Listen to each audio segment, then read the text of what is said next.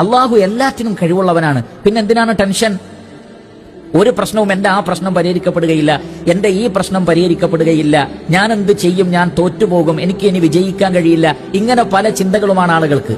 പ്രിയപ്പെട്ട സഹോദരങ്ങളെ, നമ്മുടെ റബ്ബ്, നമ്മെ സൃഷ്ടിച്ച നമ്മുടെ റബ്ബ് എല്ലാറ്റിനും കഴിവുള്ളവനല്ലേ? ഒന്നുമില്ലായ്മയിൽ നിന്ന് നമ്മെ സൃഷ്ടിച്ച റബ്ബിന് നമ്മളെ സഹായിക്കാൻ കഴിയില്ലെന്നാണോ?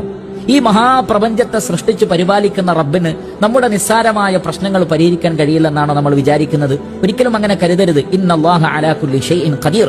അള്ളാഹു എല്ലാറ്റിനും കഴിവുള്ളവനാണ്. അള്ളാഹു നിങ്ങളെ സഹായിക്കാൻ വിചാരിച്ചാൽ പിന്നെ നിങ്ങളെ തോൽപ്പിക്കാൻ ആർക്കും കഴിയില്ല. ഒന്നിനും നമ്മളെ തോൽപ്പിക്കാൻ കഴിയില്ല, ആർക്കും നമ്മളെ തോൽപ്പിക്കാൻ കഴിയില്ല. നമ്മൾ ഒരിക്കലും തോറ്റുപോവേണ്ടതില്ല, തോറ്റു കൊടുക്കേണ്ടതില്ല. അള്ളാഹു നമ്മളെ സഹായിക്കുകയാണെങ്കിൽ റഹ്മാനായ റബ്ബിനെ നമ്മൾ തിരിച്ച് ആ റബ്ബിനെ അനുസരിക്കുകയും അള്ളാഹു പറയുന്നതനുസരിച്ച് നമ്മൾ ജീവിക്കുകയും ചെയ്താൽ അള്ളാഹുവിന്റെ സഹായം ഉണ്ടാകും.